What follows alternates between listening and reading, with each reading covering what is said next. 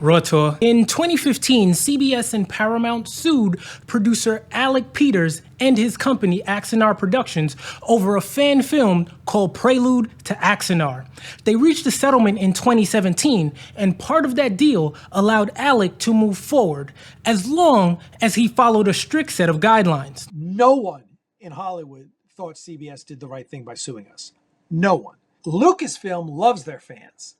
And when their fans go out and make fan films, they celebrate them. But by 2021, CBS and Paramount were back. This time, they weren't just warning him, they were suing again. And they won. The arbitrator hit Alec with a $300,000 judgment. And at that point in my research, I had to stop because this didn't make that much sense. I mean, they settled, right? They let him keep going, so how do you go from that to a six-figure judgment? I mean, how did he go from being given permission to practically being forced into bankruptcy? Well, according to CBS and Paramount, Alec breached the terms of their settlement agreement. Well, we built our case based on fair use. We felt we had a really good case about that. This was a fan film after all. Before we go to trial, Judge Klasner had ruled that we couldn't use a fair use defense. And we're going to appeal this to the Ninth Circuit. Alec, under advisement, thought it was best to settle. The settlement terms had 10 points. The film could be no more than 30 minutes total. No one involved could have worked professionally on Star Trek. Alec could not publicly raise funds. He could not use the word Star Trek in the title. The film could not reuse characters or scripts from Star Trek. Alec could not sell merch, nor could he use CBS or Paramount logos. Nothing that looked official. Also, the film had to be completely free to watch. It could only be distributed on non-commercial platforms like YouTube. And a disclaimer had to be placed at the beginning saying it was unofficial and unendorsed. To me, these terms seem very restrictive. It's as if CBS and Paramount wanted to make it extremely difficult for Alec to make a good film without breaching the terms of this settlement. I feel that way now because they haven't shown good faith in the administration of the settlement agreement. Well, at the time I was like, oh, let's, I understand what they're trying to do. They want us to work within the guidelines. Okay, that if they had told us this before the lawsuit, we would have said, all right, if that's the way it has to be. So I was like, all right, we'll give it a chance. Frankly, I wanted to go to court, but I had people who were like, no, you should settle this. Let's get on with it. And the moment the settlement was signed, Alec says he knew he had to be careful. After that lawsuit settled in 2017, I was like, I need to be bulletproof because these guys cannot be trusted. So years passed and the Axanar project had begun to stall, but then slowly restarted. And right before production was about to resume, CBS and Paramount hit him again, this time with arbitration. So we hadn't heard from them in 2 years, and all of a sudden, 2.5 years, and all of a sudden we hear from them 5 days before our shoot. They thought if they took me to arbitration, whatever, they could prevent Axanar. And this wasn't about Prelude to Axanar. That had already been released back in 2014. This was about the next chapters. The actual Axanar short films Alex had been greenlit to make under the 2017 deal. CBS and Paramount alleged that Axanar crossed the line, violating one of the clearest rules in the settlement by hiring professionals who worked on Star Trek. But in our conversation, Alec didn't focus on that point. Instead, he focused on something else entirely, the double standard. I said to Jonathan Anshel, who was at the time was the general counsel for CBS in charge of this, I said, so there are other Star Trek fan films that that use copyrighted material more than we do. The two big ones were Star Trek New Voyages, which was kind of the granddaddy of them all, and Star Trek Continues, both of which were Kirk, Spock, and McCoy. They were both shot to look like the original Star Trek. They used the original Star Trek sets, the costumes, the props, the music, the title, everything. It was meant to look like a continuation of the original series. And I said, why you're suing for copyright? Why are you suing us? We don't even use the term Star Trek. We don't use your character. Most of your characters are not. It's not Kirk, Spock, and McCoy. It's some obscure characters. I said we changed the. Why are you suing us? And Jonathan Anshel looked at me and he said, because no one's going to confuse those other shows for real Star Trek. There was another claim. Oh yeah, you forgot to hit the like button. The studios also said the project reused Star Trek IP in ways that blurred the lines between fan film and franchise. And when I asked Alec about the Axanar logo, which I felt looked kind of similar to the Starfleet branding, Alec pushed back. No, I mean, yeah, I mean, they don't want us to use anything that they consider too similar to Star Trek. Okay, understood, got it. And that's where the interpretation comes in. You may feel it so, and I may not, right? And my feeling is, really, was it worth going to an arbitrator and spending hundreds of thousands of dollars in lawyers' fees on? You see, to Alec, this wasn't IP theft. It was an homage built to exist in the Star Trek universe without copying it outright. So then they accused Alec of breaking the $500,000 fundraising limit. They pointed to multiple campaigns and donation platforms like Kickstarter, Patreon, and PayPal, and claimed Alec went way beyond what was allowed.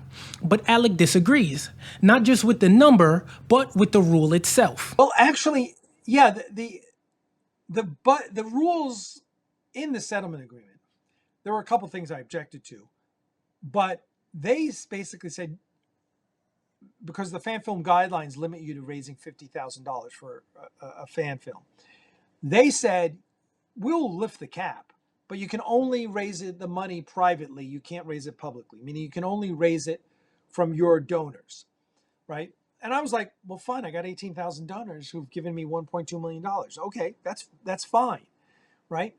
But again, so what we did was we put that behind a login on our website, and when you logged in, it said, hey, you want to donate to the new film shoot. This was 2019, and they objected to that. They said, well, that's publicly. I said publicly facing. I said, no, it's not. It's not for the public. It's for donors. You have to be a donor. You have to be on our email list to get in. It's nothing on our website says, hey, we need money to donate. It was the way you suggested. Just we're going directly by having it on our donor. We have a whole donor site where donors can track their information. So who's right? Well, if you go back to the settlement terms, they say no public fundraising. It doesn't say anything about private donations. There's no mention of a lifetime cap or a hard ceiling on total contributions, at least not in those exact words. Alec's interpretation was that he could still raise money. He just couldn't promote it with a big campaign. And according to him, they stuck to that. The 10 guidelines that were given to Alec as part of the settlement eventually became the foundation for all Star Trek official fan films moving forward.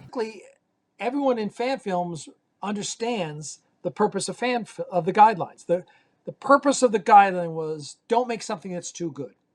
That was it. And so when you talk to any of the fan film makers, their goal is not, well, I need to stay under 15 minutes because that's what the guidelines say. Or they're not paying attention to any of that stuff. They're just like, all right, we know our film is not going to be the quality of Axanar, and that's all we care about. Because that way CBS won't sue us. CBS and Paramount also said that Alec violated the settlement by selling merchandise, something the agreement flat out prohibited. The actual claim was that Axanar was generating revenue off Star Trek without permission, but Alec says it wasn't Axanar doing the selling of any merchandise. Yeah, so the merchandise was being sold by the studio, and that was our contention. It was like, well, it's Axanar is not allowed to do. Me and Axanar is not allowed to be able to do it, but it's for the studio to support the studio. Yeah, well, it was a separate company with, it, technically it's a not 501c3 nonprofit, right? But the only money we had was the money that we were using to pay the bills, which was coming out of, most of it was coming out of my pocket. So I was the one writing the checks every month to pay the bills. And even though she was ostensibly in charge of the 501c3. And that's what the arbitrator found. She said, well, that's not clear enough separation. And so she found that we violated the settlement agreement because there wasn't a clear enough separation. I was still paying the bills. See, he argued the merch sales were being handled separately under a different entity, but when it came time for arbitration, his own fiancée testified that Alec was the one actually running the business, although she was listed as CEO. And when the arbitrator looked at the money trail, they saw no real separation. So even if Aries Studios technically sold the merch, the funds were commingled, and that gave CBS and Paramount enough ammunition to convince the arbitrator that Alec was benefiting commercially from a fan film he promised would be free and non-profit. And once the legal dust settled, fans started asking a different kind of question. Was this all just a scam? So it's just been, also CBS bankrupted us. They bankrupted me personally, basically, and they basically bankrupted. They took, basically blew all that donor money because the donor, we couldn't stay in the studio. We had to close the studio. We lost all that money. We lost, so basically CBS basically wasted all the donor money. I mean, I put, since we started this project, I've put about $500,000 of my own money into this project. We've been losing money since the beginning, right? There is no profit, right? There is no profit. We ran out of donor money in 2016, right? Since then, it's been entirely myself and now some donor money. We had a little more donor, right? We raised 35,000, 40,000, I forget what it was, for the 2019 shoot. There's no profit. There's just a lot of red ink. And that red ink's being covered by myself and donors. Oh, well, you've made money off the studio. What? How would we make money for the studio? It costs $5,000 a month to run that studio. No one's taking in $5,000 a month. You're still running in the red every single month. So any claim that there's profit is absurd. To Alec, the lawsuit wasn't just a fight with CBS. It became a fight for his reputation. In arbitration, Alec had a defense. He claimed CBS was doing more than just enforcing a contract. They were actively trying to stop Axanar by helping someone else sabotage it from the inside. That someone was former Axanar director Paul Jenkins. So he files a copyright on the script because he had edited the script with me, right? He files a copyright as co-writer saying, Alec and I co-wrote this. And here's my copyright and you can't make Axanar now because I'm co-writer. And my lawyer's like, yeah, that's not the way it works. You don't have veto rights over anything. So then he hires a new lawyer, and that new lawyer convinces him to file a fraudulent copyright, now claiming he's the sole author of the script. So he's taking my script, which we both had edits to, and saying, I wrote everything. Alec can't use it, which is clearly fraud. According to Alec, Jenkins filed a fraudulent copyright claim in an attempt to block Axanar from moving forward, and CBS didn't stop him. In fact, Alec says they gave him permission to do it. He went to CBS and said, hey, I want to file a copyright. Are you okay with it? And David Grossman, the lawyer at CBS, said, sure. Yeah, that's fine. Now, again, that's what violates the law. That's a violation of the covenant of good faith, which is also why I'm like, at this point, I've just had it with CBS and their bullshit. If I enter into an agreement with you and I say, hey, you know what? I've got this land and it's full with oil and you can come drill for the oil. I cannot then enter in an agreement with a third party that says, build a wall around my property so he can't get in. That's breach of the covenant of good faith. I am owing you good faith that I'm going to allow you to fulfill the terms of the agreement. So I asked him, why would CBS go this far? What was the real reason? Yeah, well, someone said to me, Alec, 50 years from now, no one's going to know that Prelude to Axanar is not canon Star Trek. And I was like, oh, that's interesting. Because it is so beloved. And if you go and read the comments, that is, that's one of the things you see over and over, is that the passion for Star Trek fans who feel like we're really giving them real Star Trek. And what we were going to be releasing with the movie was too good, and they didn't want the competition, basically. Alec believed he had strong evidence that CBS's own lawyers had authorized Paul Jenkins to file a fraudulent copyright. He thought this showed CBS violated the same agreement they accused him of breaking. The way he saw it, if both sides broke the agreement, it should be a wash. Here's the email. He's lying. David Grossman is lying. He says he didn't authorize Paul to file the fraudulent copyright. Here's the email where Paul says, you authorized me to do this. And he says it twice.